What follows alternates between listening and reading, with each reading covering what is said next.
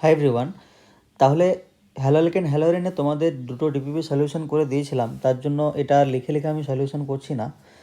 এই ক্লাসে ডিপিপি ওয়ানের সলিউশনটা দেবো, তারপরের ক্লাসে ডিপিপি টু এর সলিউশনটা দেবো, তারপর ডিপিপি থ্রি থেকে আমি লিখে লিখে প্রতিটা সলিউশন করে দেখাবো, ঠিক আছে? আচ্ছা, তাহলে এখানে ডিপিপি ওয়ানে যে ফার্স্ট রিয়াকশানটা ছিল CH3CH2Br, ওখানে দেওয়া হচ্ছিল, আচ্ছা ওখানে জিজ্ঞেস করেছিল রিয়েজেন্টটা, প্রোডাক্ট হচ্ছিল CH3CH2I। তাহলে এই যে আয়োডিনটা ঢুকছে বিয়ারের জায়গায়, এই বিক্রিয়াটা আমরা ফিঙ্কেলস্টেন বিক্রিয়ার মাধ্যমেও করতে পারি। তাহলে ফিঙ্কেলস্টেন বিক্রিয়ায় রিয়েজেন্ট কি ইউজ করা হয়? NaI, acetone, heat. এখানে অ্যাসিটনটা কী হিসাবে কাজ করে? দ্রাবক হিসাবে।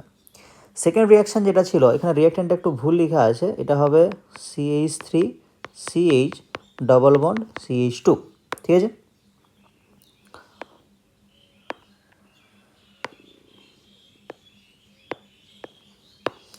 তাহলে এটার ক্ষেত্রে তুমি যদি HCl পারক্সাইড দাও, তাহলে HCl পারক্সাইডের ক্ষেত্রে কিন্তু অ্যান্টি মার্কনিকভ হয় না, HBr পারক্সাইডের ক্ষেত্রে কিন্তু অ্যান্টি মার্কনিকভ হয়। তাহলে HCl পারক্সাইড দিলে নর্মাল মার্কনিকভ হবে। তাহলে মার্কনিকভ যদি হয়, নেগেটিভ চার্জটা সেখানেই যুক্ত হবে যেখানে হাইড্রোজেন কম, মানে ওই মাঝের কার্বনটাই, আর পজিটিভ চার্জটা সেখানে যুক্ত হবে যেখানে হাইড্রোজেন বেশি, মানে সাইডের কার্বনটা। তার জন্য এই যে CH3CH ডাবল বন্ড CH2 আছে, তাহলে এই কার্বনটায় যুক্ত হবে তোমার ওই নেগেটিভ চার্জটা মাইনাস Cl মাইনাসটা, এই কার্বনে যুক্ত হবে হাইড্রোজেনটা। তাহলে এখানে প্রোডাক্ট কী পাবে?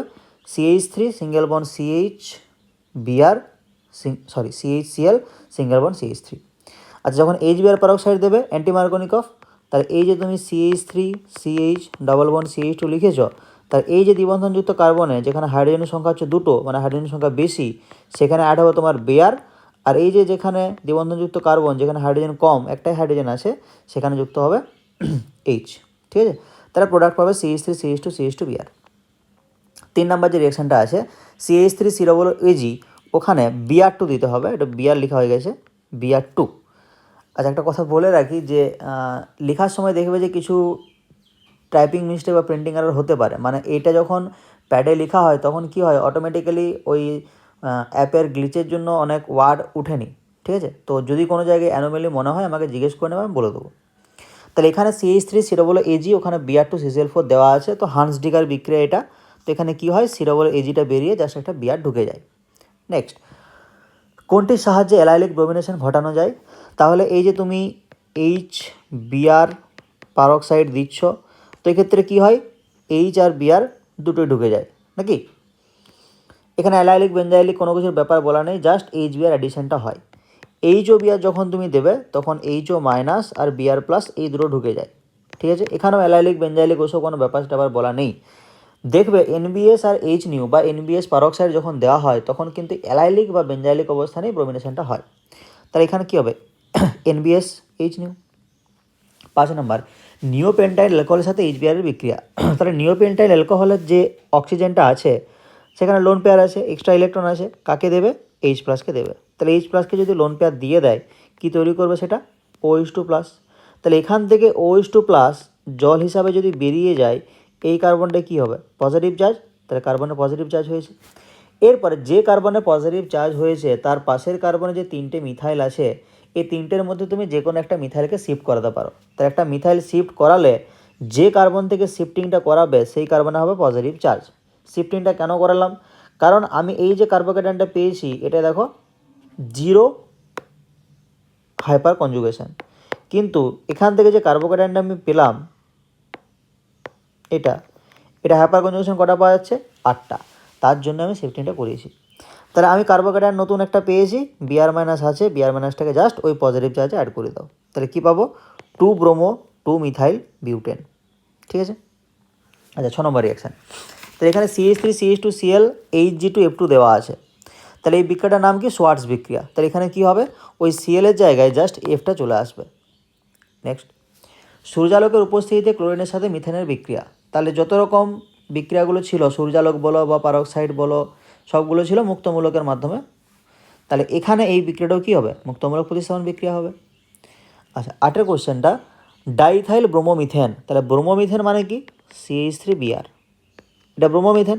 এবার ডাইথাইল ব্রোমোমিথেন মানে ওই যে 3টে হাইড্রোজেন আছে, ওই দুটো হাইড্রোজেনের জায়গায় তুমি দুটো CH2CH3 লিখবে, এটা হচ্ছে ডাইমিথাইল ব্রোমোমিথেন। তাহলে এই ডাইমিথাইল ব্রোমোমিথেনের অরিজিনাল নামটা কী হবে সেটা জিজ্ঞেস করেছে। তাহলে যেরকম আমি করি নামকরণ সেইভাবেই দেখো নাম্বারিং করেছি। তাহলে 2 নম্বরে দেখলাম ব্রোমিন আছে, সরি 3 নম্বরে ব্রোমিন আছে, তাহলে এটার নাম হবে 3-ব্রোমোপেন্টেন। আচ্ছা, 9 কোয়েশ্চেনটা ইথিলিডিন ক্লোরাইড, এটা হচ্ছে ইথিলিডিন ক্লোরাইডের গঠন। তাহলে ইথিলিডিন ক্লোরাইডটাকে জেম ডাইহ্যালাইড বলা হচ্ছে, কেন? কারণ একই কার্বনে দুটো হ্যালোজেন যুক্ত আছে। 10 নম্বর কোশ্চেনটা সূর্যালোকের উপস্থিতিতে 2-মিথাইল বিউটেনকে Br2 এর সাথে বিক্রিয়া করালে মুখ্য বিক্রিয়াত পদার্থ হিসাবে কোনটি উৎপন্ন হবে? ঠিক আছে, তাহলে এই বিক্রিয়াটাই দেখবে তোমাদের নোটসে করানো আছে। এখানে যে 3 ডিগ্রি হাইড্রোজেনটা আছে, এই 3 ডিগ্রি হাইড্রোজেনটা কী দিয়ে রিপ্লেস দিবে, মানে রিপ্লেস হবে একটা Br দিয়ে রিপ্লেস হবে। 11 কোশ্চেনটা কোনটি 3 ডিগ্রি অ্যালাইলিক হ্যালাইড? এবার অ্যালাইলিক হ্যালাইড মানে কি? দ্বিবন্ধনযুক্ত কার্বনের পাশের কার্বনে হ্যালোজেন যুক্ত থাকবে, সেটাকে বলা হয় অ্যালাইলিক হ্যালাইড। 3 ডিগ্রি কেন হচ্ছে এটা? দেখো, যে কার্বনে ব্রোমিনটা যুক্ত আছে সেই কার্বনটা 3টে কার্বনের সাথে যুক্ত, তার জন্য এটাকে বলা হচ্ছে 3 ডিগ্রি। তাহলে একই সাথে 3 ডিগ্রি আর অ্যালাইলিক। আচ্ছা, এরপরে পার হ্যালো হাইড্রোকার্বন। তাহলে পার হ্যালো হাইড্রোকার্বন কারা?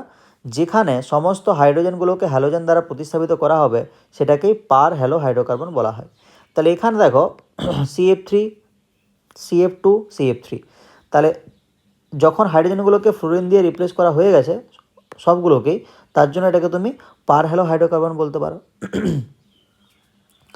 আচ্ছা, অ্যালকোহল থেকে ক্লোরোঅ্যালকেন প্রস্তুতির জন্য উৎকৃষ্ট বিকারক। তো আমরা রিয়েজেন্টগুলোর মধ্যে দেখেছিলাম যখন SOCl2 বা থায়োনিল ক্লোরাইড বিক্রিয়া করে সেক্ষেত্রে সালফার ডাইঅক্সাইড গ্যাস উৎপন্ন হয় আর HCl গ্যাস উৎপন্ন হয়। ঠিক আছে, sulphur dioxide gas, HCl gas. তাহলে ওখানে শুধুমাত্র বিক্রিয়াত পদার্থই পড়ে থাকছিল, তার জন্য এটাকে আমরা বেস্ট প্রসেস বলছিলাম।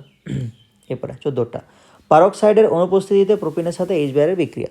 তাহলে পারক্সাইড নেই, যদি H-Br বিক্রিয়া করাও H+ Br- ভেঙে যাবে। তাহলে দ্বিবন্ধনে দুটো ইলেকট্রন কাকে দেবে? H+কে দেবে। যখন দুটো ইলেকট্রন দেবে তোমার কাছে দুটো অপশান আছে। কি কি অপশান? যদি এই কার্বনে H+ অ্যাড করাও, মানে হাইড্রোজেন অ্যাড করাও, এখানে পজিটিভ চার্জ হবে। যদি এখানে H+ অ্যাড করাও তাহলে এখানে পজিটিভ হবে। ঠিক আছে, তাহলে প্রথম ধাপে কী হচ্ছে? H+ অ্যাড হচ্ছে।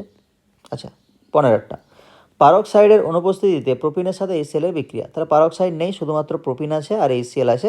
তাহলে HCl কীভাবে ভাঙে? H+Cl-। তাহলে এই দ্বিবন্ধনের দুটো ইলেকট্রন কাকে দেবে? H+কে দেবে। তাহলে কী বললাম যে H যদি এখানে অ্যাড হয় তুমি এখানে পজিটিভ চার্জ করবে, H যদি এখানে অ্যাড হয় এখানে পজিটিভ চার্জ করবে। তাহলে তুমি প্রথমে দ্বিবন্ধনটা ভেঙে দেবে, দিয়ে হয় এখানে H+ অ্যাড করবে বা হাইড্রোজেন অ্যাড করবে, বা এখানে হাইড্রোজেন অ্যাড করবে। যদি তুমি এখানে হাইড্রোজেন অ্যাড করো এখানে পজিটিভ চার্জ, যদি তুমি এখানে হাইড্রোজেন অ্যাড করো তখন এখানে পজিটিভ চার্জ। তাহলে আমি দুটো অপশানেই করেছি, দেখো।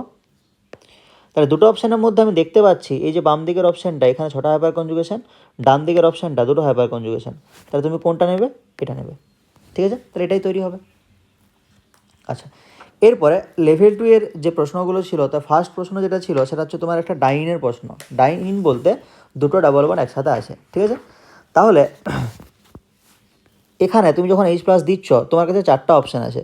তুমি এখানে হাইড্রোজেন অ্যাড করতে পারো, এখানে হাইড্রোজেন অ্যাড করতে পারো, এখানে করতে পারো, এখানে করতে পারো। কেন? কারণ দ্বিবন্ধনটা যখন হাইড্রোজেনকে বা H+কে ইলেকট্রনটা দেবে তখন তোমার 4টা অপশান খুলে যাচ্ছে।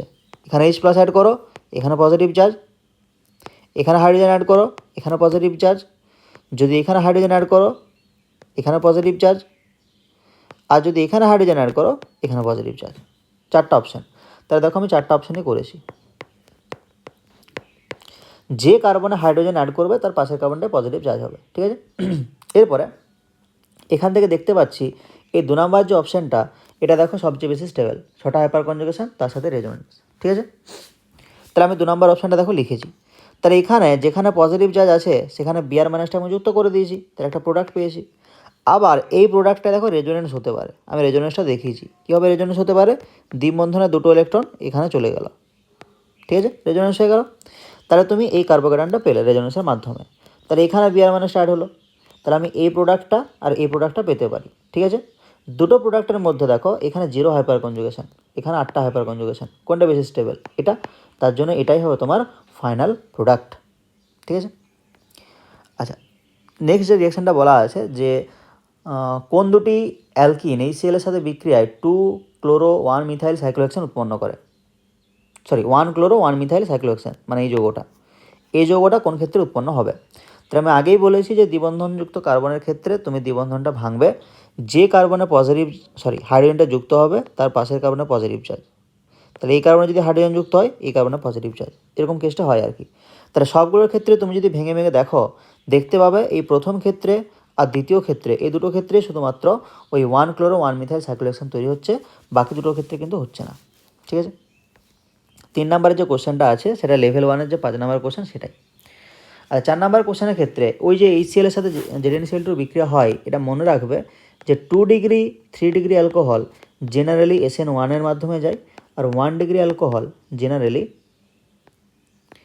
SN2 এর মাধ্যমে যায়। ঠিক আছে, তাহলে এখানে এই যে পুনর্বিন্যাস হওয়ার মানে কি, যে তোমার একটা কার্বোক্যাটায়ন তৈরি হবে, ওই কার্বোক্যাটায়নটা পুনর্বিন্যস্ত হওয়ার ফলে তুমি বেটার কিছু কার্বোক্যাটায়ন পাবে কি পাবে না।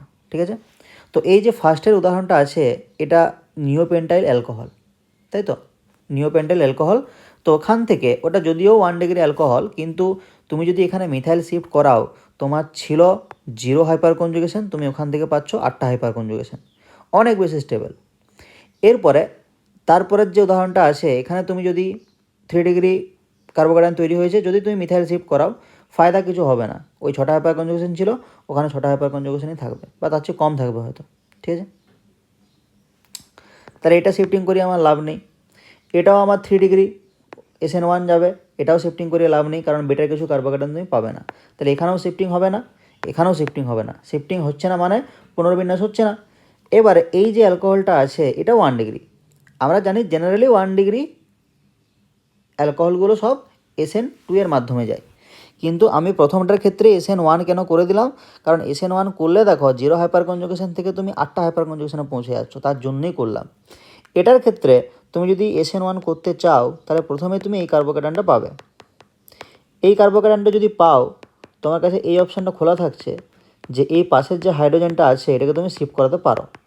যদি শিফট করাও তাহলে এখানে দেখো তুমি 2টো হাইপার কনজুগেশন পাবে, এখানে দেখো তুমি পাবে 6টা হাইপার কনজুগেশন। যদি শিফট করাও তাহলে 2টো ছিল 6টা হয়েছে, এখানে 0 ছিল 8টা হয়েছে, 0 মানে একদম স্টেবিলিটি নেই, সেখান থেকে 8টা হয়েছে, মানে কত বেশি স্টেবল।